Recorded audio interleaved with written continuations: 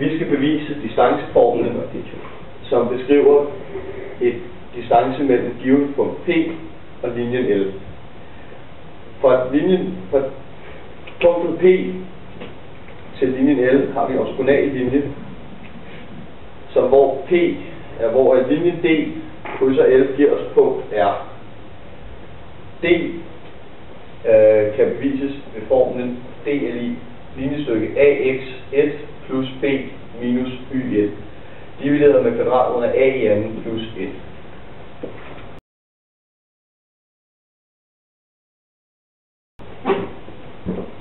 Vi afsætter et tilfældigt punkt på linjen L, som vi kalder for punktet A. Fra punktet A trækker vi en linje, der er parallel med x-aksen og er en enhed lang og ender i punktet C. Fra punktet C trækker vi en linje, der er parallel med y-aksen og går op og skær L, og derved får vi 2 nye vinkler og punktet B.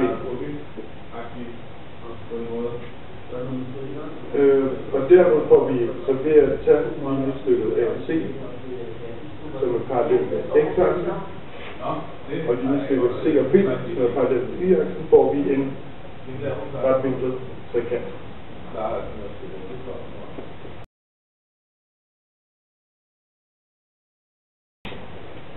Vi starter med at tegne en linje fra punktet P, der er parallelt med y-aksen, og går ned og skærer linjen L. Dette punkt, hvor linjen fra P skærer L, hedder Q. Koordinaterne for P kalder vi for x1 og y1. Og koordinaterne for Q er x1, y2.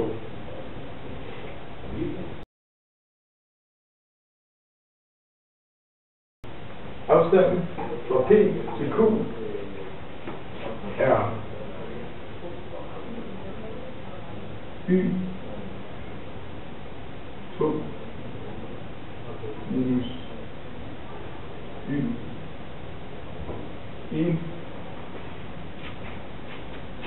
da x er uændret, den er parallel og lodret med y-aksen.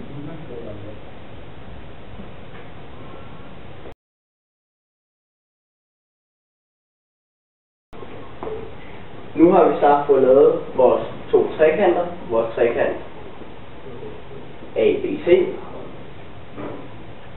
og vores trekant PQR.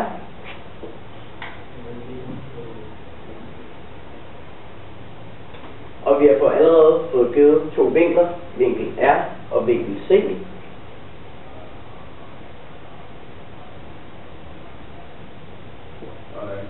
Som begge er 90 grader, da det er en retvinklet trekant.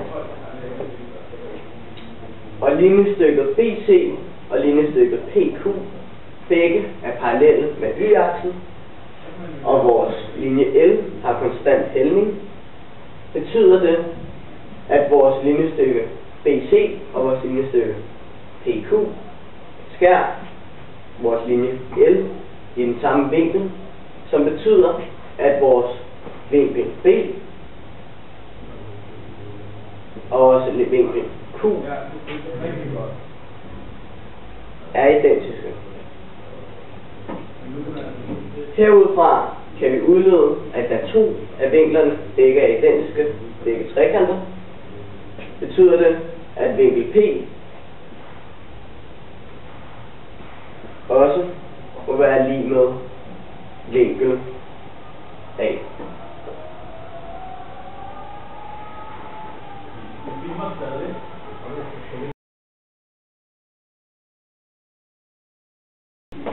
Nu har vi så udledt, at vinklerne i vores trekant er identiske, hvilket betyder, at forholdet mellem siderne i vores 2 trekanter også må være ens. Derfor kan vi sætte vores linjestykke PR over for vores linjestykke AC, altså linjestykket PR over vores linjestykke AC, må være det samme som linjestykket PQ over for linjestykket AB. Og da vi allerede har defineret vores PR som D, og vi har defineret vores linjestykke AC som 1, må D over 1 være lig med PQ, linjestykket PQ, over for linjestykket AB.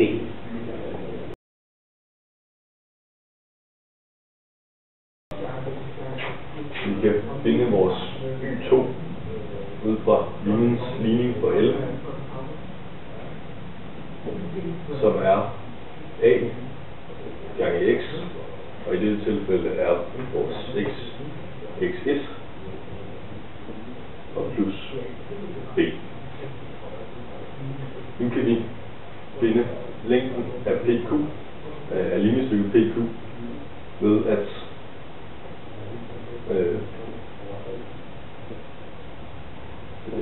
trække Y1 fra Y2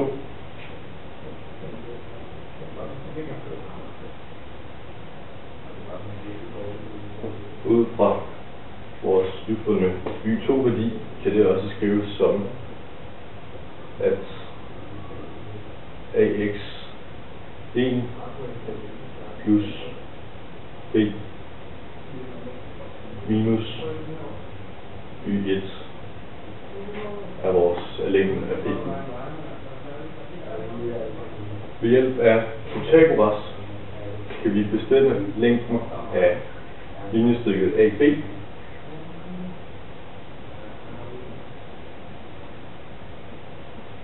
Til dette bruger vi kateterne linjestykket A plus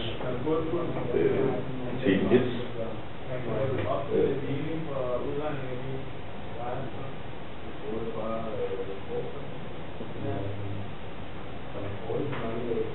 det kan omskrives til at linjestykket AB er lig kvadratmål af A1 plus 1. Det kan vi nu sætte op i det vi har fundet heroppe, som at vores D, linjestykket D, er D divideret med 1,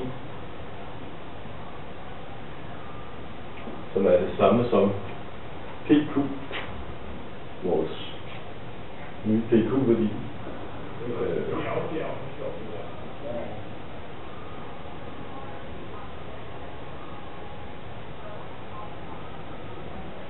Divideret med AB, som vi har fået til kvadratmål af